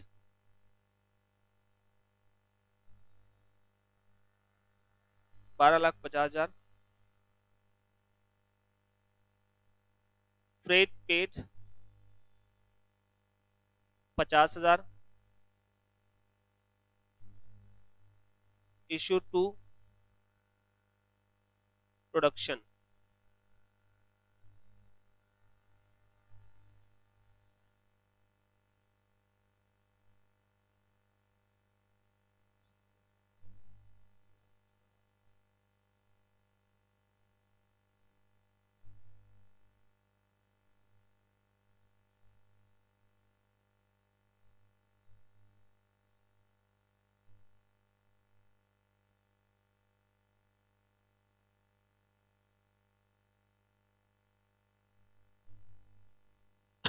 opening raw material 5 lakh का, क्लोजिंग है 270 का, परचेजेस है 12,50 की, उसके बाद आपके फ्रेट पेड है 50,000 का, इश्यूड टू प्रोडक्शन 1180 कर लो, और डिफरेंस अगर कुछ आता है लेजर में तो वो आपको ये मानना है कि हमने इनडायरेक्टली इशू किया है। जब आपका मटेरियल डायरेक्टली इशू होता है तो डायरेक्ट मटेरियल में आता है, और इनडायरेक्ट इशू होता है तो कहां पे जाता है, ओवरहेड में जाता है। तो अब हमें यहाँ पे हमारा मटेरियल अकाउंट बनाना है। मटेरियल के अकाउंट को हम यहाँ पे क्या नाम देते हैं, store ledger control account. Entries भी डिस्कस करूंगा मैं साथ साथ, और साथ साथ जो है आपके पास आपका लेजर भी बन जाएगा, ठीक है। सबसे पहले ओपनिंग बैलेंस है, क्लोजिंग बैलेंस है, ये क्या शो करता है, स्टोर में कितना माल पहले से पड़ा था और स्टोर में आखिरी में कितना माल पड़ा है। तीनों टाइप के लेजर आ चुके हैं हमारे। रॉ मटेरियल, आपका मटेरियल 3 टाइप का हो सकता है, स्टॉक 3 टाइप का हो सकता है, रॉ मटेरियल, WIP और फिनिश गुड्स। क्या तीनों के अकाउंट आ गया? नहीं। जो आपका रॉ मटेरियल उसके लिए हम कौन सा अकाउंट बनाते हैं, स्टोर्स लेजर कंट्रोल अकाउंट। जो आपका अधूरा माल होता है जिसे आपको पूरा करना होता है उसके लिए हम कौन सा अकाउंट बनाते हैं, WIP लेजर कंट्रोल। और जो ऑलरेडी पूरा है उसके लिए, क्लियर पॉइंट, ठीक है। तो अब यहाँ पे हम हमारा लेजर बनाते हैं स्टोर्स लेजर कंट्रोल अकाउंट। सबसे पहले क्या इसका कुछ ओपनिंग बैलेंस है, टू बैलेंस BD, कितना बैलेंस है, 5 लाख। ये क्या शो करता है, साल के शुरुआत में आपके पास रॉ मटेरियल पड़ा था। फिर क्या इसका कुछ बैलेंस CD भी है, कितना, 2,70,000। साल के दौरान आपने परचेज किया, एंट्री क्या बनती है बताना, purchase account debit to cash या क्रेडिटर। बट यहाँ पे हमारे पास परचेज की जगह तो वर्ड यूज करना है स्टोर लेजर, और आपके पास कैश या क्रेडिटर की जगह कॉस्ट लेजर कंट्रोल। तो एंट्री क्या बन गई, store ledger control account debit to cost ledger control. तो क्या मैं इसके डेबिट में टू CLC लिख सकता हूं या नहीं? क्या एंट्री से भी क्लियर हो गई? एंट्री वैसे मैं ऑलरेडी नोट भी करवा चुका। कितना अमाउंट हो गया, 12,50,000, क्लियर है। उसके बाद फ्रेट पेड 50,000। जब हम फ्रेट पे करते हैं मटेरियल खरीदने के रिलेशन में, तो क्या वो मटेरियल की ही वैल्यू में शामिल होता है नहीं? तो क्या अल्टीमेटली सेम वही एंट्री नहीं होगी, purchase account debit to cash या क्रेडिटर? तो अल्टीमेटली वही बात होगी आपके पास, अगेन एंट्री वही होगी सेम, जो आपके पास 2 CLC आ जाएगा, वो भी कर सकते थे। भी वैल्यूएशन जब होगी 12,50,000 परचेज प्राइस है, 50,000 फ्रेट है, तो मटेरियल 12.5 लाख का हो गया 13 लाख का। तो ऊपर भी आप ऊपर वाली एंट्री को भी 13 लाख पे बना सकते थे, ठीक है। इसके बाद इशू टू प्रोडक्शन मतलब फैक्ट्री को दे दिया माल प्रोडक्शन करने के लिए। क्या ये डायरेक्ट है या इनडायरेक्ट है? डायरेक्ट मटेरियल है। तो डायरेक्ट मटेरियल आपने प्रोडक्शन के लिए इशू कर दिया, और प्रोडक्शन का अकाउंट किस नाम से होता है, प्रोडक्शन का अकाउंट, प्रोडक्शन का WIP लेजर। तो बस सिंपल सा यहाँ पे क्या लिख देंगे, बाय माल चला गया, कहाँ पे चला गया, प्रोडक्शन के लिए, तो WIP लेजर कंट्रोल अकाउंट कितने रुपए का। एंट्री समझ में आई क्या बनी, खर्चा किया है आपने, एक मटेरियल इशू किया तो प्रोडक्शन के अकाउंट को डेबिट किया जाएगा, तो प्रोडक्शन अकाउंट क्या है, WIP, और मटेरियल चला गया और एसेट जाती है तो क्या करते हैं, क्रेडिट, तो एंट्री क्या बनी, WIP ledger control account debit to store ledger control. क्या शो करता है, डेबिट में हमने किया है WIP को डेबिट, मतलब हमने खर्चा किया है प्रोडक्शन के लिए, ठीक है, और दूसरी तरफ माल चला गया तो क्या कर दिया, उसे क्रेडिट कर दिया, ठीक है। तो ये आपकी एंट्री बन गई, आपके पास 11,80,000 का माल इशू हो गया। अब ये एंट्री आप यहाँ नोट्स में भी डाल सकते हो, जो आपके पास देखो ये मटेरियल आया, सप्लायर से परचेज की एंट्री हम ऑलरेडी कर चुके, अब ये मटेरियल आपने डायरेक्टली इशू कर दिया प्रोडक्शन पे, यानी कि यहाँ पे इसको 4 बना लो, 0.4, एरोस दिख रहे हैं साफ, ये आपका एरो है, ये मटेरियल है, मटेरियल को आपने डायरेक्टली इशू कर दिया प्रोडक्शन के लिए, तो इस 4th पॉइंट के लिए एंट्री क्या बनेगी, आपका खर्चा हुआ है प्रोडक्शन का, तो प्रोडक्शन अकाउंट को डेबिट कर देंगे, प्रोडक्शन के अकाउंट को डेबिट कर दिया, और माल चला गया तो आप क्या कर दोगे, क्रेडिट में टू SLC। क्या ये एंट्री सभी क्लियर है, बाकी बता दो हाँ या ना। हाँ माल चला गया ना, आपने डायरेक्ट मटेरियल इशू कर दिया तो माल कम हो गया, माल को क्रेडिट कर दिया, खत्म हो गया, और आपका खर्चा हुआ है जो प्रोडक्शन का खर्चा, तो उसके अकाउंट को डेबिट कर दिया, प्रोडक्शन पे चार्ज दिया एक्सपेंस, तो एंट्री बन गई WIP ledger control account debit to SLC। क्या ये एंट्री क्लियर है। अच्छा, कुछ माल डायरेक्ट इशू है तो डायरेक्टली प्रोडक्शन पे चार्ज कर दिया, जब माल इनडायरेक्टली आपका जो है इशू होगा तो वो कहां पे जाएगा, इनडायरेक्टली अगर मटेरियल कंज्यूम होता है तो कहां पे जाता है, अगर वो फैक्ट्री में इनडायरेक्टली कंज्यूम हुआ तो कौन से ओवरहेड में डालोगे, फैक्ट्री ओवरहेड में, अगर वो इनडायरेक्टली एडमिनिस्ट्रेशन में यूज हुआ तो एडमिनिस्ट्रेटिव ओवरहेड में, और वो इनडायरेक्टली सेलिंग के लिए यूज हुआ तो, यहां पे हमारे पास ये मानना है कि आपने वो इनडायरेक्टली प्रोडक्शन के लिए इशू किया है, तो यानी कि जो पोर्शन बच गया, एक बार बैलेंस निकालना, क्या बच रहा है अकाउंट का, क्रेडिट साइड बच रहा है 3,50,000, ये हो गया आपके पास 18 लाख, और ये भी हो गया आपके पास 18 लाख।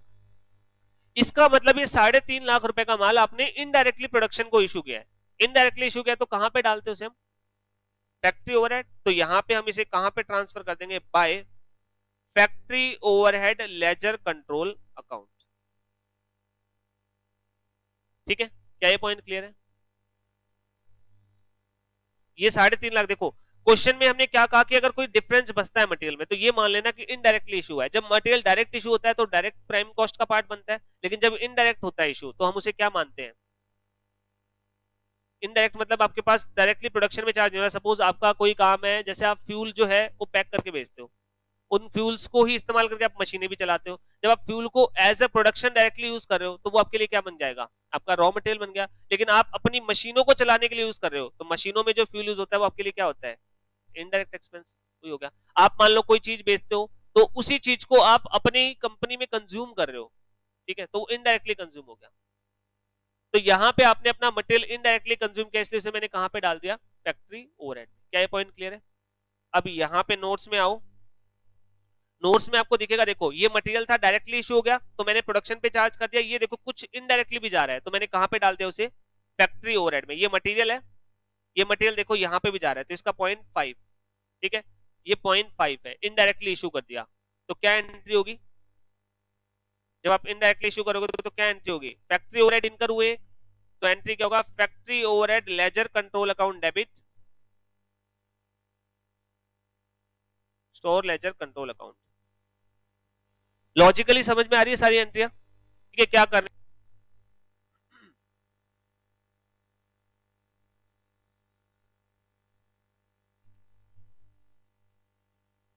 तो भी आप उसे शॉर्टेज मान सकते हो और नॉर्मल शॉर्टेज मान सकते हो, आप नीचे लिख सकते हो, देखो अगर मटेरियल की कमी आ रही है तो मतलब इनडायरेक्टली वो कहीं ना कहीं शॉर्ट हुआ है, मतलब की कमी आई है माल में, तो आप ये मान सकते हो नॉर्मल शॉर्टेज है तो फैक्ट्री ओवरहेड में डाल दो। आप ये मानोगे कि चोरी हो गई होगी, अब नॉर्मल है तो आप इसे कॉस्टिंग बिल में डाल देते, हाँ वो नोट डाल दोगे आप।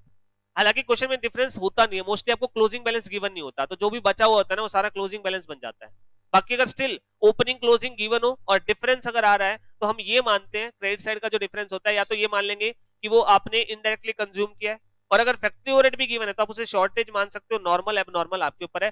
ज्यादा अच्छा बनता है नॉर्मल मानना, क्योंकि जब चीजें कुछ गिवन नहीं होते तो हम नॉर्मल चीजें ही मानते हैं उसमें, ये नहीं मानते कि चोरी हो गया होगा या फिर आग लग गई होगी। हाँ, फिर आप एबनॉर्मल मान सकते हो, हालांकि क्वेश्चन बता देगा, अगर क्वेश्चन नॉर्मल कहेगा ना तो क्वेश्चन ये भी कहेगा कि जो बचा हुआ है वो एबनॉर्मल लॉस हुआ है, वो बताएगा क्वेश्चन। क्या यहां तक क्लियर है सभी कंट्रीज? हाँ कह रहे थे ना कह रहे थे, ठीक है। तो ये हमारे पास हमारा अकाउंट बन गया स्टोर्स लेजर कंट्रोल का, ठीक है। अच्छा, अभी यहाँ पे मैंने प्रोडक्शन के लिए इनडायरेक्टली इशूड माना है। ऐसा भी हो सकता है आपका मटेरियल इनडायरेक्टली एडमिनिस्ट्रेटिव पर्पस के लिए इस्तेमाल हो जाए, क्या फर्क आ जाता? यहाँ पे मैंने फैक्ट्री ओवरहेड की जगह वर्ड क्या यूज कर लेता, एडमिनिस्ट्रेटिव, और सेलिंग डिस्ट्रीब्यूशन में यूज होता तो उससे कोई फर्क नहीं पड़ेगा क्या? उसके लिए कोई अलग से एंट्री लिखवाने की जरूरत है? वो फैक्ट्री में इशू आया तो फैक्ट्री वाले में भेज दो, अगर वो एडमिनिस्ट्रेशन में यूज हुआ तो एडमिनिस्ट्रेशन में भेज दो, सेलिंग डिस्ट्रीब्यूशन में हुआ तो वहां पे भेज दो। यहां तक क्लियर है? चलो नेक्स्ट लेजर, सेकेंड लेजर है हमारा वेजेस का, वेजेस लेजर कंट्रोल अकाउंट। यहां पे एक काम करो, पहले उसमें नोट लिख लो, एक सेकंड, एक नोट लिख लो, ये जो मैं अभी बता रहा था ना आपको, इसका नोट लिख लो।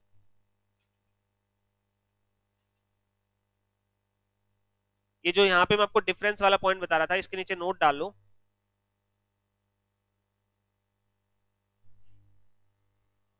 If there is difference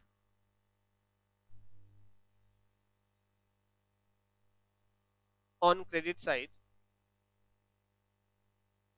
and nothing is specified in question,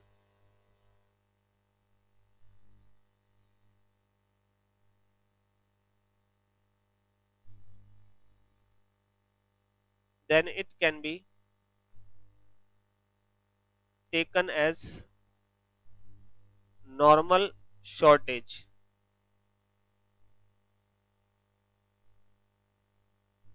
and transfer it to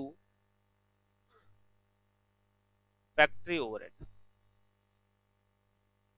अगर कुछ भी मेंशन ना हो क्वेश्चन में और क्रेडिट साइड डिफरेंस आ रहा है, डेबिट साइड डिफरेंस नहीं मिलेगा क्योंकि डेबिट साइड परचेज ही होती है, तो वो आपको गिवन ही होगी, ठीक है। तो डेबिट साइड अगर डिफरेंस आ रहा है और आपको परचेज का फिगर नहीं गिवन है तो परचेज मिलेगा, लेकिन अगर क्रेडिट साइड डिफरेंस आ रहा है और कुछ भी ना गिवन है तो नॉर्मल शॉर्टेज मान लो और उसे फैक्ट्री ओवरहेड का पार्ट बना सकते हैं।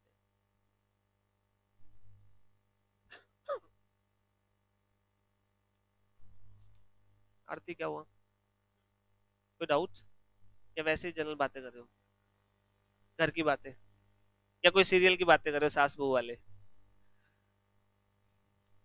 अच्छा राजकुमार सर का खौफ है, कर लिया। अच्छा मुझे एक बात बताओ, जब हम गुड्स इश्यू करते हैं प्रोडक्शन के लिए तो एंट्री क्या करते हैं? प्रोडक्शन के लिए जब हम गुड्स इश्यू करते हैं तो एंट्री क्या करते हैं? WIP ledger control account debit to store ledger control.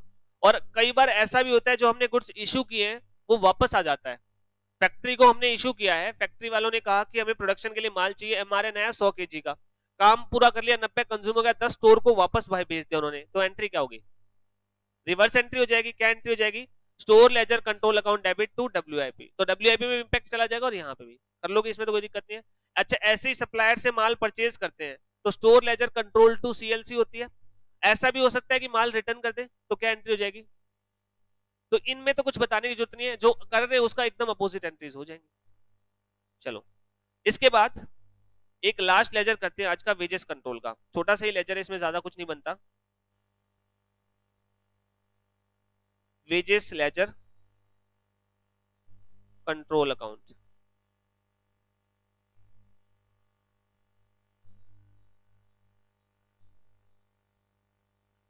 Wages laser control account example से करते हैं। Wages paid ₹10 lakh, out of these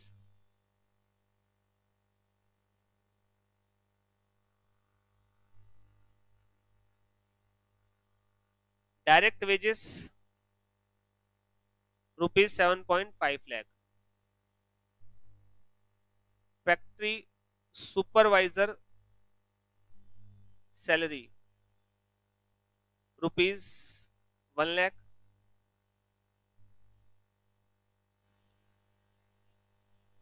directors salary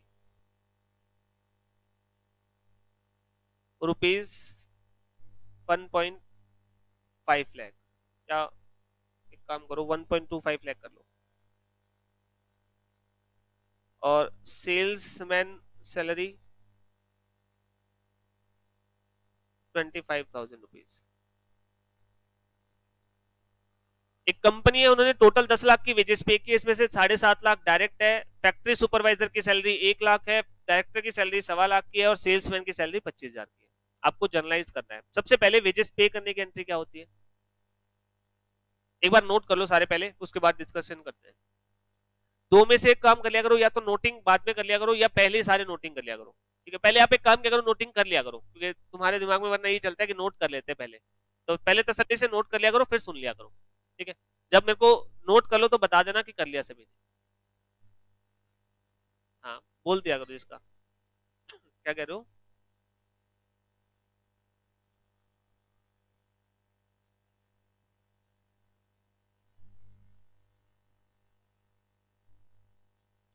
direct wages, director salary 1.25 lakh, वो 0.2 के साथ जाके मिलान कर गया। ये लो, अब नीचे चला गया, जा रहा पहले जा रहा ऊपर चला गया था। 1.25 लाख है। ठीक है, कर लिया नोट्स। अब इसका लेजर बनाते हैं, वेजेस लेजर कंट्रोल अकाउंट।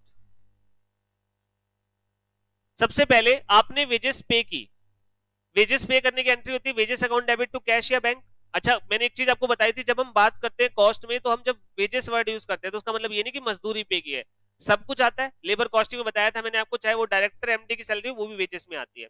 तो आपने वेजेस पे किया 10 लाख की, एंट्री क्या होगी, wages to cash, but cash तो है ही नहीं, तो पहली एंट्री हो जाएगी टू सीएलसी, 10 लाख रुपए। ठीक है, और ये चीज आप यहां पे भी देख सकते हो नोट्स में, आपने जो वेजेस पे की थी उसकी आप एंट्री ऑलरेडी रिकॉर्ड कर चुके हो।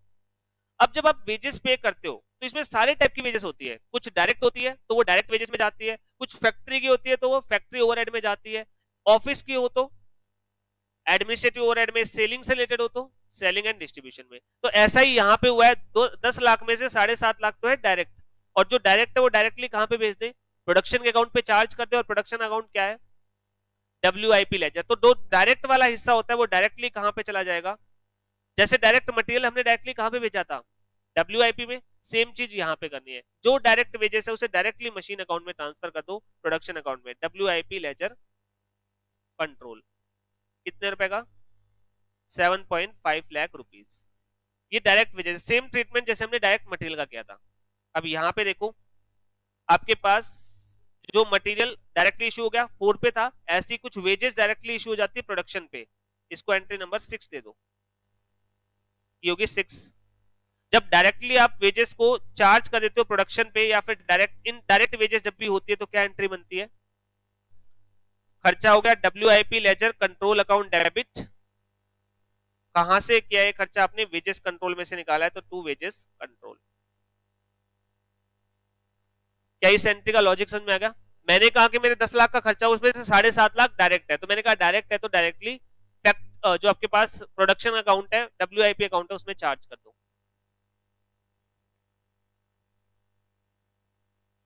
हाँ, to wages control, ledger ledger control लिख दो, चाहे की बात है, वेजेस कंट्रोल लिख दो, चाहे वेजेस लेजर कंट्रोल लिख दो। क्लियर है यहां तक? CLC से तो पेमेंट की एंट्री होती थी, पहले 10 लाख की जब पेमेंट की एंट्री करोगे तो करोगे वेजेस कंट्रोल टू CLC। ध्यान से सुनो एक बार, जब आप पे करते हो ना पहले 10 लाख रुपए, तब आप एंट्री करते हो wages control to CLC, 10 lakh का खर्चा वेजेस पे की है, पेमेंट की एंट्री है वो। अब इनमें से जो डायरेक्ट को डायरेक्ट चार्ज कर दोगे, इनडायरेक्ट इनडायरेक्ट पे चार्ज कर दोगे। तो अब मैं छांट रहा हूं कि 10 लाख पे हो गया CLC से, उसमें से 7.5 लाख प्रोडक्शन की है, डायरेक्टली प्रोडक्शन पे चार्ज कर दो। ठीक है, तो अब ये जो एंट्री होगी क्या बनेगी आपकी, WIP ledger control to wages control. अब जो आपकी इनडायरेक्ट है वो इनडायरेक्ट जहां पे जानी है वहां भेज दो। जैसे आपके पास 1 लाख की फैक्ट्री सुपरवाइजर की कहां पे जाएगा, तो यहां पे हम क्या लिख देंगे, by factory overhead ledger control, कितने रुपए से, 1 लाख रुपए से। जो डायरेक्टर की सैलरी है, डायरेक्टर की सैलरी कहां पे जाएगी, एडमिनिस्ट्रेशन, तो यहां पे क्या लिख दूंगा, by administration overhead ledger control 1.25 lakh. और जो सेल्समैन की है वो, तो यहां पे मैं क्या लिख दूंगा, by selling and distribution overhead ledger control, total हो गया 10 लाख। समझ में आ गया, सिंपल कॉन्सेप्ट है। तो ये आपका second account wages laser control account. बस इसकी एक एंट्री और लिख लो जो इनडायरेक्ट वाली है। ये देखो, ये वेजेस जो है आपकी इनडायरेक्टली भी चार्ज हो रही है ओवरहेड पे, हालांकि मैंने इसको नीचे की तरफ दिखाया नहीं, बट वो कॉमन एंट्रीज है, ठीक है। जो आपके पास वेजेस है इनडायरेक्ट, वो आपके पास एडमिनिस्ट्रेशन ओवरहेड में या सेलिंग ओवरहेड में भी आ सकती थी, ठीक है। तो अभी यहाँ पे आप लिख लो एंट्री नंबर 7। आपकी वर्कर्स जो है इनडायरेक्टली काम कर रहे हैं, तो उनकी फैक्ट्री ओवरहेड में ट्रांसफर करनी है सैलरी, तो एंट्री क्या होगी, factory overhead ledger control to wages control. ये डायरेक्ट वाली होती है, ये इनडायरेक्ट वाली होती है, ठीक है। अगर कोई ऑफिस में होता तो ऑफिस ओवरहेड में डाल देते, सेलिंग एंड डिस्ट्रीब्यूशन होता ना उसमें डाल देते। 10 का इतने सारे कुछ नहीं होते। जब आप क्वेश्चन करना स्टार्ट करोगे ना, आपको लगेगा सबसे आसान चैप्टर ये है, 7 से 8 मिनट में क्वेश्चन हो जाता है, क्योंकि एंट्रीज 2-2 3-3 होती है। अभी मैंने आपको क्वेश्चन दिया, बताना कितनी देर लगी थी, पिछला जो क्वेश्चन दिया वैसे ही क्वेश्चन आता है, एंट्रीज गिनी चुनी होती है, बहुत सारी एंट्री नहीं होती। चैप्टर अच्छा लगा, चलो समझ में आ गया, चलो कोई बात नहीं, नहीं आया तो भी कोई दिक्कत नहीं है। आज आपको करना क्या है, सारे यहाँ पे ध्यान दो, आपको जितना भी आज हमने रीड किया वो सारा करना है। कल एक आपका ओवरहेड का अकाउंट बनाऊंगा मैं, अच्छा बाकी तो हो गया, ओवरहेड का अकाउंट और बनाना है, उसके बाद हमारे क्वेश्चन स्टार्ट हो जाएंगे, ठीक है। बाकी मैं कल ये करूंगा कि कल आपको नए क्वेश्चन और ना करवा के मेरी तरफ से एक बार जितना हमने जिस हिसाब से किया उसके एग्जांपल दे दूंगा, ताकि आपके जो एक एक करके पॉइंट कवर होते जाएं, ठीक है।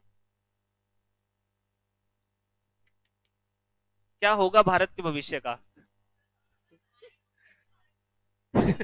ये बात सही है कि भारत के भविष्य आज ही कंधे टूट जाएंगे, बाद में क्या करेंगे।